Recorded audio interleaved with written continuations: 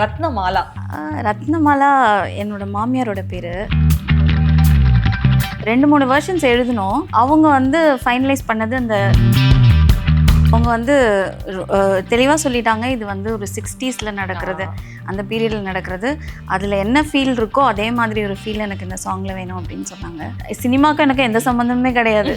Lyricist ஆகணுங்கிறது எனக்கு பெரிய எய்மாவும் இல்லை. அவங்க ஒரு டியூன் போடுவாங்க, நம்ம ஒன்று எழுதுவாங்க. ஆமாம். பாடுவீங்களா? அந்த கொடுமையை ஏன் கேட்குறீங்க? ஒரு 4-5 வருஷம் எழுதியிருப்பேன். எழுதி அனுப்பிச்சிட்டே இருந்தேன். மேம் வந்து ஒரு பாயிண்ட்ல வந்து போதும் நிறுத்தி, இதுக்கு மேலே எழுதாத அப்படின்னு சொன்னாங்க. இதெல்லாம் பெண் எழுத்தாளர்கள் எழுதலாமா அப்படிங்கிற ஒரு ரெஸ்ட்ரிக்ஷன்ஸ் இருக்குது. அதெல்லாம் உடைச்சிருக்காங்க சில பெண் எழுத்தாளர்கள், தாமரை மேம் அவங்கெல்லாம். இப்போ ஒரு டைரக்டர் வந்து அவங்க மனசில் இதெல்லாம் நினைக்கிறாங்க, இது ஒரு சாங்காக வேணுங்கும் போது பெண்கள்கிட்ட சொல்கிறதுக்கு கூச்ச சுபாவமாக இருக்கலாம். ஒரு பெரிய ஹீரோக்கு மாஸ் சாங் நான் எழுதணும்னு எனக்கு ஆசை இருக்குது. ஆக்சுவலி விஜய் சாருக்கு எழுதணும்னு ஆசைப்பட்டேன். பட் அவர் இனிமேல் ஃபீல்டில் இல்லை, அதனால எழுத முடியாது.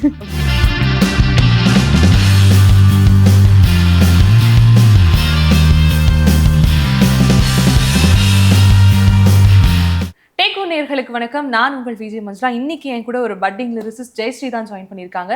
ஒரு லிரிசிஸ்டா இருக்கிறது எந்த அளவுக்கு ஒரு சுவாரஸ்யம் நிறைந்த விஷயம், அதிலும் வந்து பெண் லிரிசிஸ்டா இருக்கிறது எந்த அளவுக்கு சவால் நிறைந்த விஷயம் அப்படிங்கிற மாதிரியான எல்லா விஷயத்தையும் பத்தி உங்ககிட்ட பேச போறோம். வாங்க பேசலாம். வணக்கம் மேம். வணக்கம். ஹாய். ரொம்ப நல்லா இருக்கேன் நான்.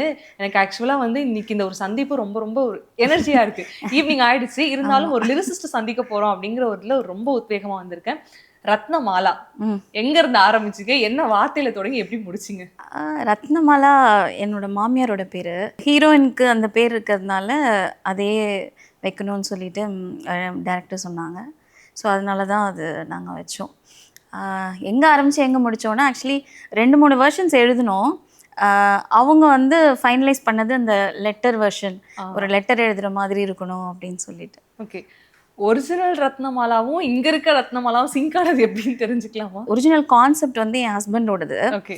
ஸோ அவரும் சுதா மேமும் டிஸ்கஸ் பண்ணும் போது இந்த பேர் அவங்களுக்கு ரொம்ப இம்ப்ரெசிவாக இருந்திருக்கு. அதனால அவங்க இது கண்டிப்பாக நான் வைக்கணும் அப்படின்னு சொல்லியிருந்தாங்க. அதுக்கப்புறம் ஸ்டோரி டெவலப் பண்ணிவிட்டு அவங்க இந்த இந்த சிச்சுவேஷன்லாம் எனக்கு அதுக்கப்புறமா அவங்க சொன்னாங்க. ஓகே. ஆக்சுவலாக சாங் கவனிக்கும் போது என்ன, படமே வந்து ஒரு விண்டேஜ் லுக்கில் தான் இருக்க போகுதுங்கிறது ஃபிக்ஸ் ஆயிடுச்சு. இந்த பாட்டில் ஸ்பெசிஃபிக்காக வந்து நிறைய வார்த்தை உபயோகங்கள் இருக்குல்ல, அது ரொம்ப அழகாக இருந்துச்சு. வாழைக்குமாரின்ற வார்த்தையாக இருக்கட்டும், அதுக்கப்புறம் வந்து சிவகார்த்திகேயனுடைய கேரக்டரை பார்க்கும்போது எப்படின்னா, ஓகே ஒரு போராடக்கூடிய ஒருத்தரா இருப்பார் அப்படிங்கிறது தெரியும் பொழுது, விரல் எடுக்கில் பேனாமுனை அப்படிங்கிறது இருக்கு. அப்ப அந்த பெண் வந்து அங்க ஏதோ ஒரு மேஜிக்கை கிரியேட் பண்ண போகுதுங்கிறதா இருக்கட்டும், தொலைந்த குறிப்பில் அந்த மாதிரியான சம்திங் நிறைய வார்த்தைகள்லாம் இருந்துச்சு, தமிழ் வார்த்தைகள் இருந்துச்சு. உங்களுக்கு வந்து இந்த சிச்சுவேஷன் எக்ஸ்பிளைன் பண்ணி எங்களுக்கு இந்த மாதிரியான லைன் வேணும். ஆமா. அவங்க வந்து தெளிவாக சொல்லிட்டாங்க, இது வந்து ஒரு 60s நடக்கிறது, அந்த பீரியடில் நடக்கிறது. அதில் என்ன ஃபீல் இருக்கோ அதே மாதிரி ஒரு ஃபீல் எனக்கு இந்த சாங்கில் வேணும் அப்படின்னு சொன்னாங்க. அதுக்காக ரொம்ப நான் ரிசர்ச் பண்ணேன். அதுதான் கேட்க வந்தேன், எங்க இருந்து இந்த வார்த்தையை பிடிச்சிங்க அப்படின்னு. எனக்கு என்ன, நான் ஒரு சில வார்த்தைகள் வந்து எனக்கு வார்த்தை மேலே ஒரு கிரேஸ் இருக்கு. ஒரு வார்த்தையை பிடிச்சா அதுல இருந்து எழுதலாம் அப்படின்னு. எனக்கு இந்த வாழைக்குமாரி எல்லாம் எனக்கு எப்படி எங்க இருந்து எப்படி யோசிச்சாங்க அப்படிங்கிற மாதிரி இருந்துச்சு. வாழைக்குமாரி வந்து ஏதோ ஒரு ரொம்ப பழைய சாங்ல நான் கேட்டேன் அந்த வார்த்தை. அது என்ன சாங்னு எனக்கு மறந்துருச்சு. அது வந்து எனக்கு ரொம்ப நல்லா இருக்கே அப்படின்ற மாதிரி. ஆக்சுவலாக வாழைக்குமாரினா வந்து சின்ன குழந்தை தான், ரொம்ப இளமையான ஒரு இளமை கூட சொல்ல முடியாது, ஒரு சின்ன குழந்தை, 9-10 அந்த வயசுக்குள்ள தான். அது ஏன் அங்கே சொல்கிறோன்னா, அவங்க வந்து ஒரு குழந்தைத்தனமாக இருக்காங்க அப்படிங்கிறத மீன் பண்ணுறதுக்காக தான் அந்த வார்த்தையை அங்கே யூஸ் பண்ணேன். இந்த லிரிசிஸ்டாக தொடங்கலாம் அப்படிங்கிறது எங்கே ஸ்ட்ரைக் ஆச்சு உங்களுக்கு? எனக்கு சின்ன வயசுலேருந்தே இந்த வாசிக்கிறது எழுதுறது ரொம்ப பிடிக்கும். ஸோ அப்படி தான். சினிமாவுக்கு எனக்கு எந்த சம்மந்தமே கிடையாது. ஆனால் ஏதாவது ஏற்கனவே இருக்கிற பாடல் வந்திருக்கும்ல, அதுக்கு என்னோட லிரிக்ஸ் போட்டால் எப்படி இருக்கும்னு சொல்லி நான் எழுதி பார்ப்பேன். எல்லாருமே பண்ணியிருப்பாங்க. ஆமாம், நிச்சயமா. ஸோ அந்த மாதிரி பண்ணும்போது தான் எனக்கு ஆக்சுவலாக லிரிசிஸ்ட் ஆகணுங்கிறது எனக்கு பெரிய எய்மாவும் இல்லை. நான் என் ஹஸ்பண்ட் கிட்ட வந்து சொல்லுவேன், ஏதாவது ஒரு சாங் இருக்கும்போது அது சொல்லுவேன், கிரிட்டிசைஸ்ன்னு சொல்ல முடியாது, இதில் இந்த மாதிரி இருக்குல்ல, இந்த மாதிரி இருந்திருக்கலாம்ல அப்படின்ற, இந்த வார்த்தை இப்படி போட்டிருக்கலாம்ல அவங்க அப்படிலாம் சொல்லும்போது அவரே கேட்டார், நீ நல்லா பேசுறிய, நல்லா எழுதுறியே, நீ ஏன் வந்து ட்ரை பண்ணக்கூடாது அப்படின்னு சொல்லிட்டு அவரோட ஃபர்ஸ்ட் படத்தில் ஒரு சாங் கொடுத்தாரு. அதுவும் வந்து நான் சும்மா ஜிவி சர்ட்ட காமி, ஏன்னா அவருக்கு தெரியும் இவங்க தேருவாங்களா தேர மாட்டாங்களா அப்படின்னு சொல்லிட்டு கொடுத்தேன். ஜிவி சார் பார்த்துட்டு நல்லா இருக்குங்க, இவங்க எழுதலாம் அப்படின்ட்டு அவர் தான் என்னை வந்து ஓகே பண்ணார் முதல்ல. அப்படிதான் என்னோட லிரிசிஸ்ட் பயணம் தொடங்குச்சு. ஓகே, எனக்கு என்னன்னா இப்போ வந்து சிச்சுவேஷன் சொல்லி லிரிக்ஸ் கேட்பாங்க, அவங்க ஒரு டியூன் போடுவாங்க, நம்ம ஒன்று எழுதுவோம்ல. ஆமா, பாடுவீங்களா? அந்த கொடுமை ஏன் கேட்குறீங்க? அப்போ சொல்லுங்க. இல்லை, நான் பாடுவேன். ஆனால் வந்து நம்ம யார் பாட்டு பற்றி தெரியாதவங்க முன்னாடி பாடினா எல்லாரும் நம்ம வந்து நல்லா பாடுறோம் அப்படின்னு நினச்சிப்பாங்க. ஆனால் இங்கே எனக்கு எழுதுறதுல ரொம்ப பெரிய ஒரு கஷ்டமான வேலை என்னென்னா, எழுதி முடித்தோடனே சார் சொல்லிடுவாங்க, நீங்கள் பாடி காமிங்க, அப்போ தான் அது உட்காருதா இல்லையான்னு தெரியும். ஜிவி சார் அவரு முன்னாடி பாடணும், இல்லை அவருக்கு பாடி அனுப்பணும் அப்படிங்கும்போது தான் நான் நல்லா பாடுறது கூட ரொம்ப கேவலமாக பாடி அனுப்புவேன். அது மட்டும்தான் எனக்கு இந்த லிரிசிஸ்ட் ஆனதுல கொஞ்சம் ரொம்ப சங்கடமான விஷயமா இருக்கும். ஒரு லிரிசிஸ்டா இருக்கும்பொழுது இந்த விஷயம் ரொம்ப கஷ்டம் அப்படின்னா நீங்க என்ன நினைப்பீங்க? டைரக்டர் அண்ட் மியூசிக் டைரக்டரை வந்து அவங்களோட ட்ரீம், அதாவது அவங்க என்ன எதிர்பார்க்குறாங்களோ அதை கொடுக்கணுங்கிற ஒரு கட்டாயம் இருக்கும்ல, அது ஒரு ஃபியர் இருக்கும் எனக்கு. ஏன்னா நான் இப்போதான் ஸ்டார்ட் பண்ணியிருக்கேன் அப்படிங்கும்போது ஓகே இது அவங்களுக்கு பிடிக்கணும். அவங்க ஒரு கொஞ்ச நேரம் ரெஸ்பாண்ட் பண்ணலன்னா கூட ஓகே இது பிடிக்கல போல, நம்ம அடுத்தது எழுதலாம். நான் அப்படிதான் அந்த ரத்னமாலா சாங்கே ஒரு 4-5 வருஷம் எழுதியிருப்பேன், எழுதி அனுப்பிச்சிட்டே இருந்தேன். மேம் வந்து ஒரு பாயிண்ட்ல வந்து போதும் நிறுத்தி, இதுக்கு மேலே எழுதாத அப்படின்னு சொன்னாங்க. ஏன்னா எனக்கு வந்து அவங்க நோ சொல்லிட போறாங்களோன்னு சொல்லிட்டு நான் எழுதிட்டே இருப்பேன். இப்படி ஒரு கட்டம் இருக்குல்ல, லிரிசிஸ்டா இருக்கும்போது நிறைய வெர்ஷன்ஸ் நம்ம கொடுக்க வேண்டிய ஒரு பொறுப்பு எல்லாமே இருக்கும்போது எனக்கு பர்சனலா ஒரு வருத்தம் என்ன அப்படின்னா, லிரிசிஸ்டுக்கான ஒரு அங்கீகாரம் கிடைக்கிறதே ரொம்ப கம்மி தான். இப்போ கொஞ்சம் எங்கேயோ தப்பி தவறி யாராவது ஒருத்தர் கிடைச்சிச்சுன்னா, ஆனா ஒரு பாட்டு ஹிட் ஆகுது அப்படின்னா ஒரு சில ஃபியூ லைன்ஸ் தான் நிஜமாவே நிற்கும் அவங்களுடைய மனசுல. அதுலயும் வந்து பெண் எழுத்தாளர் அப்படின்னு பார்க்கும்பொழுது அவங்க மேல ஒரு பயங்கரமான ஒரு ரெஸ்ட்ரிக்ஷன்ஸ் இருக்கோ, இதெல்லாம் பெண் எழுத்தாளர்கள் எழுதலாமா அப்படிங்கிற ஒரு ரெஸ்ட்ரிக்ஷன்ஸ் இருக்கு. அதெல்லாம் உடைச்சிருக்காங்க சில பெண் எழுத்தாளர்கள், தாமரை மேம் அவங்கெல்லாம். பட் அது இருக்கதான் செய்யுது. என்னன்னா அது வந்து ஒரு ஸ்டீரியோடைப். லைக் இன்னொன்று நான் அதை எப்படி பார்க்குறேன்னா, அவங்களுக்கே கொஞ்சம் கூச்சமாக இருக்கும்னு நினைக்கிறேன். இதை போய் அவங்கள்ட்ட கேட்கலாமா? இப்போ ஒரு டைரக்டர் வந்து அவங்க மனசில் இதெல்லாம் நினைக்கிறாங்க, இது ஒரு சாங்காக வேணுங்கும் போது பெண்கள்கிட்ட சொல்கிறதுக்கு கூச்ச சுபாவமாக இருக்கலாம், இல்லை அது அவங்களுக்கு வராமல் இருக்கலாம், சொல்கிறதுக்கு வராது. இது பசங்கள்கிட்ட சொல்லும்போது கொஞ்சம் ஈஸியாக இருக்கும் அப்படின்னு அவங்க நினைக்கலாம். அப்படின்னு அவங்க பர்ஸ்பெக்டிவ்ல நான் பார்க்குறேன். எனக்கு வந்து அது பர்சனலாக வருத்தம் தான். இது எழுந்தா என்ன தப்பு? ஏன் ஒரே ஃபீலிங் தான், ஆணுக்கும் பெண்ணுக்கும் ஒரே ஃபீலிங் தான்.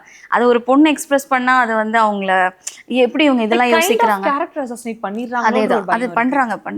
ஒரு பெண் எழுத்தாளருக்கு தொடர்ந்து இவ்வளோ ரெஸ்ட்ரிக்ஷன்ஸ் இருக்கும்போது நீங்க ரசித்து வியந்து பார்த்த ஒரு பெண் எழுத்தாளர் யார்? தாமரை மேம். தாமரை மேம் தான், எந்த ஒரு டவுட்டுமே கிடையாது. இப்போ உமாதேவி மேம், அவங்க 2 பேர் தான். உங்களுக்கு பிடித்தமான ஒரு லைன்னா இவங்களோட இந்த லைன்? இந்த மல்லிப்பூ வச்சு சாங் இருக்குல்ல, நீங்க கேட்ட அந்த லஸ்ட் இருக்குல்ல, அதை பயங்கரமா எழுதியிருப்பாங்க.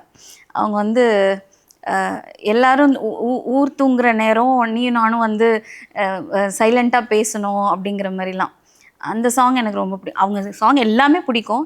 நீங்கள் கேட்டதுனால டக்குன்னு இது ஒன்று சொல்கிறேன். அப்புறம் வேட்டையாடு விளையாடில் வந்து கமல் சார் ஜோதிகா மேம்க்கு வந்து ஒரு மெலடி சாங் ஒன்று வரும்.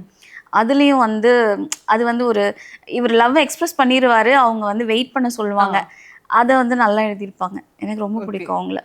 ஓகே, நம்ம வந்து ஜிவி பிரகாஷ் சார் அப்படி அங்கேருந்து வரலாம்னு நினைக்கிறேன். ஏன்னா நிறைய ஒர்க் அவங்க கூட ஸ்டார்டிங், ஏன்னா உங்களுடைய ஃபர்ஸ்ட் எழுத்து இது வரைக்கும் சார் கிட்ட மட்டும் தான் ஒர்க் பண்ணிருக்கேன். அவர் எப்படி பர்சனலா உங்களுக்கு தெரிஞ்சிருக்கும் இல்லையா? ஒர்க் பண்ணிருக்கீங்க, நிறைய ரஃப் டிராஃப்ட் எல்லாம் வேற அனுப்பியிருக்கீங்க.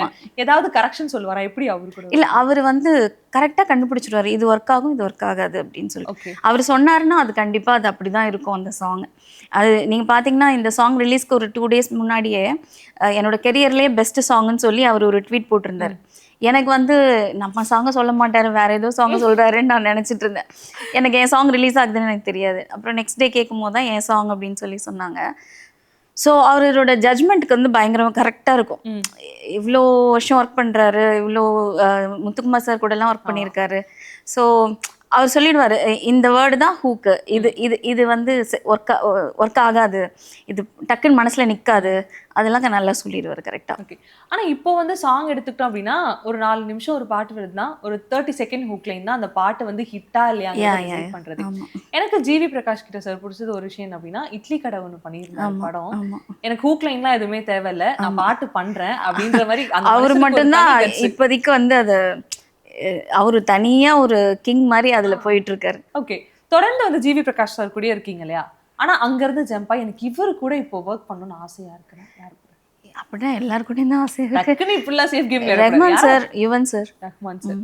ஓகே. எந்த மாதிரியான பாடல் இந்த ஃப்ளேவர் வெர்ஷன் நான் கொடுக்கணும், என்னோட ஸ்டைல்ல கொடுக்கணும், என்ன வெர்ஷன் ஆசைப்படுறீங்க? ஏதாவது ஒரு பாட்டு மாதிரி. இல்ல எனக்கு வந்து நீங்க சொன்னீங்கல்ல ஒரு ஸ்டீரியோ டைப் இருக்கு, பொண்ணுங்கன்னா வந்து அந்த மாதிரி பொண்ணுங்க மாஸ் சாங் எழுத மாட்டாங்க அப்படின்னு ஒண்ணு இருக்கு. ஒரு பெரிய ஹீரோக்கு மாஸ் சாங் நான் எழுதணும்னு எனக்கு ஆசை இருக்கு. ஓகே. எந்த ஹீரோக்கு மேம் எழுதலாம்? வைங்க மேம். எஸ்கே சாருக்கு தான். எஸ்கே சாருக்கு எழுதிடலாம், எதுக்கு வேற யாருக்கோ போயிட்டு எழுதுறது? நம்ம எழுதி. ஆனா அவரு வந்து அந்த அவரை பத்தி பெருமையா பாடுற மாதிரி சாங்ஸ் எல்லாம் இன்னும் அவர் வைக்கல. வச்சாருன்னா கண்டிப்பா நான் கண்டிப்பா எஸ்கே சார் இந்த வீடியோ பார்க்கணும். ஸ்ரீ வாங்க ஒரு பாட்டு எழுதலாம், நீ எழுதுறோம். நீங்க நான் அவர்கிட்ட எப்பயுமே நான் என்ன பேசினாலும் கடைசியில ஒரு வார்த்தை, சார் என்னை கன்சிடர் பண்ணுங்க அடுத்த சாங்ல அப்படின்னு சொல்லிட்டு தான் அவரும் ஓகேன்னு சொல்லியிருக்காரு. பட் டைம் வரணும்ல, அவங்க அந்த சிச்சுவேஷனுக்கு ஏற்ற மாதிரி தான் அவங்க கொடுப்பாங்கல்ல. ஆக்சுவலி விஜய் சாருக்கு எழுதணும்னு ஆசைப்பட்டேன், பட் அவரு அவரு இனிமே ஃபீல்ட்ல இல்ல, அதனால எழுத முடியாது. ஓகே. விஜய் சாருக்கு என்ன மாதிரியான ஒரு பாட்டு எழுதணும்னு ஆசை? ஒரு காதல் பாட்டா, என்ன மாதிரி? இல்ல அந்த மாஸ் சாங் தான். மாஸ் விஜய் சாருக்கு பாரபட்சமே கிடையாது, அவரோட பயங்கரமான ஃபேனு. ஓகே.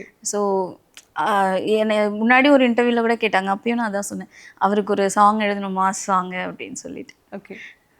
ஓகே. லிரிசிஸ்ட் அப்படின்னு பக்கம் இருக்கட்டும், அப்படியே உங்களுடைய தனிப்பட்ட வாழ்க்கைக்குள்ள வரன்னு நினைக்க வேணாம்.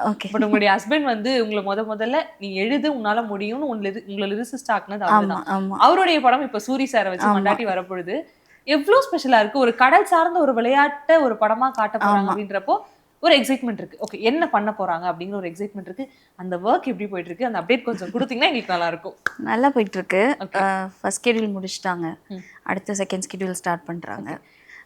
நல்லா வந்திருக்கு, இது வரைக்கும் நல்லா வந்திருக்கு. கொஞ்சம் சேலஞ்சிங்கா இருக்கு, ஏன்னா கடல்ல பண்றதுனால கடல்லே போயிட்டு. ஆமா, அவங்க சிஜி எதுவுமே பண்ண வேண்டாம், எல்லாமே ரியலா பண்ணணும்னு சொல்லிட்டு ஒரு முடிவோட பண்ணிட்டு இருக்காங்க. ரொம்ப நல்லா இருக்கு. சூரி சார் ரொம்ப நல்லா பண்ணியிருக்காரு. ஆமா, எனக்கு ரொம்ப பிடிச்சிருச்சு. இதுல அவரு நம்ம பார்த்ததுலயே வித்தியாசமான ஒரு சூரி சார் இதுல இருப்பார். மேம் இந்த படத்துல ஏதாவது இது எழுதுமா, லிரிக்ஸ் எழுதுமா அப்படின்னு எழுதியிருக்கேன். அப்படிங்களா? அவ்வளவு சீக்கிரமா கொடுக்க மாட்டாரு, கணவரா இருந்தாலும். ஆமா, அதெல்லாம் கொடுக்க முடியாது. நான் எல்லாரும் எப்படி வாய்ப்பு கேட்பாங்களோ, அவர் இனிஷியலா வந்து என்னோட திறமை வெளில தெரியணுங்கிறதுக்காக ஒரு வாய்ப்பு கொடுத்தாரு. அதுக்கப்புறம் பாத்தீங்கன்னா எப்படி மத்தவங்க கிட்ட வாய்ப்பு கேட்கறனோ அதே மாதிரிதான் நான் வீட்டுல கூட அவர்கிட்ட வாய்ப்பு கேட்பேன். அது அப்படி ரொம்ப கேட்டா வந்து கொடுக்க மாட்டாரு. ஸோ அதனால நேரம் பார்த்து கேட்கறது கேட்டு இப்போ எனக்கு ப்ரொடக்ஷன்லயும் அவங்களும் வந்து ஓகே எழுதுங்க அப்படின்னு சொல்லி சொன்னாங்க. 2 சாங் எழுதியிருக்கேன். ஓகே. பராசக்தியில இந்த ஒரு பாடல் தானா, இல்ல இதுக்கு அப்புறமும் ஏதாவது உங்களுடைய ஒர்க் இருக்கா வெளி வர்றதுக்கு? ஆமா, இன்னொரு சாங் இருக்கு. ஓகே. அதுவும் நல்லா இருக்கு, பார்க்க விஷுவலா ரொம்ப நல்லா வந்திருக்கு. நான் அந்த சாங் நான் விஷுவலா பேஸ்ட் சாங், அதுவும் அது மாதிரி லவ் தான். அது வந்து டுவேட் மாதிரி வரும், நல்லா, அதுவும் நல்லா இருக்கு. அதுதான் சொன்னேன்ல, இந்த 60ஸ்ல இந்த சாங்க்கும் நான் ரொம்ப மெனக்கேட்டேன். அது ஒரு சவாலா இல்லையா? ஏன்னா இப்போ நார்மலா இருக்கும்போது சவால் தான், ஆனா எனக்கு அது ரொம்ப ஹாப்பியா இருந்தது. ஏன்னா இது 2வது 3வது சாங் தான், அதுலயே நமக்கு இவ்வளவு சேலஞ்சஸ் வருதுன்னா அது எவ்வளவு பெரிய விஷயம். எல்லாருக்கும் அவ்வளவு ஈஸியா கிடைக்காதுல்ல. நிச்சயமா சிவகார்த்திகேயன் சார், ஏன்னா அது ஒரு பெரிய டீம் அந்த படத்துல ஒர்க் பண்ணிட்டு இருக்கு. எல்லாருக்குமே ஒரு பெரிய எதிர்பார்ப்பு இருக்கு. சுதா மேம் டைரக்ட் பண்றாங்கனாலே ஒரு மிகப்பெரிய எக்ஸ்பெக்டேஷன்ஸ் இருக்கும். 3 பயங்கரமான ஆட்கள் இருக்காங்க, 3 பேர் என்ன பண்ண போறாங்கன்ற ஒரு எதிர்பார்ப்பு இருக்கும்பொழுது 2 பாட்டை கொடுத்துருக்கீங்க. அதுவும் வந்து சாதாரணமான ஒரு பாட்டு கிடையாது, எல்லாமே ஒரு 60s பொழுது அந்த காலகட்டத்துல நம்ம பயன்படுத்த அந்த வார்த்தை எல்லாத்தையுமே தூக்கி போட்டு எழுதுறது, அதுக்காக மெனக்கடுறது இருக்குல்ல, அந்த பாட்டுல நிஜமாவே தெரியுது. இந்த ஒரு நான் அவ்வளவு சாங்ஸ் கேட்டேன் ஆக்சுவலா. ஓகே. அது பழைய பாடல்கள். ஆமா, அந்த டைம்ல நான் கம்ப்ளீட்டா வந்து ஃபுல்லா 60s சாங்ஸ், ஹிந்தி சாங்ஸ் கூட கேட்டேன். ஓகே. அந்த ஃபீல் வரணும். அந்த பாட்டுல ஃபர்ஸ்ட் லைன் ஏதோ தெலுங்கு மாதிரி இருந்துச்சு. ஆமா, தெலுங்கு. அது அவங்க வைக்க சொன்னாங்களா, எதுக்காக அது வந்து? இல்ல அது ஹீரோயின் வந்து அதுல அவங்க தெலுங்கு பேசுறதுனால நாங்க என்ன பண்ணுவோம், டைட்டில் வச்சிருவோம். ஐயோ, Jayashree ma'am break the secret. இல்ல அது ரத்னமாலான்ற ரத்னமாலா, பேரே வந்து ஒரு obviously. தெலுங்கு நேம் தான்ல. அதனாலதான் அது வந்திருக்கு. ஓகே, ஆக்சுவலா இந்த மீட் எனக்கு ரொம்ப ரொம்ப ஸ்பெஷலா இருந்தது. எனக்கு ரொம்ப ஹாப்பியா இருந்தது. ஏன்னா இவ்வளோ டீப்பா என்கிட்ட பேசினதுக்கு ஐம் ஸோ ஹாப்பி. ஓகே, கூடிய சீக்கிரம் சிவகார்த்திகேயன் சருக்கான ஒரு ஓப்பனிங், ஒரு மாஸ் சாங் நீங்க எழுதணும். ஜிவி பிரகாஷ் நிறைய வாய்ப்புகள் கொடுக்கணும். நீங்க ஆசைப்பட்ட மாதிரியே என்னென்ன மியூசிக் டைரக்டர்ஸ் கிட்ட எல்லாம் எல்லா உங்களுடைய மியூசிக் எழுத்துக்களை வந்து டைரக்டர்ஸும் தயவு செஞ்சு பார்த்து கொடுத்துருங்க. நல்லா எழுதுறாங்க. ஓகே, அவங்க எல்லாருமே உங்களுக்கான வாய்ப்பு கொடுக்கணும். வாய்ப்பு தான் நம்ம அப்போ வந்து கண்டிப்பா ஒரு மிகப்பெரிய இடத்துல கூட நம்ம கண்டிப்பா சந்திக்கலாம். கண்டிப்பா. இந்த டைமை எனக்காக கொடுத்து தேங்க்யூ. உங்களுக்கு என்னென்ன எண்ணங்கள் இருக்கோ அதை எந்த ஒரு ஒளிவு மறைவுமே இல்லாம என்கிட்ட பகிர்ந்துக்கிட்டதுக்கு ரொம்பவே நன்றி. நீங்க நல்லா கேட்டீங்க. கேட்டதுனால தான் என்னால் அவ்வளோ பேச முடிஞ்சது. Thank you so much.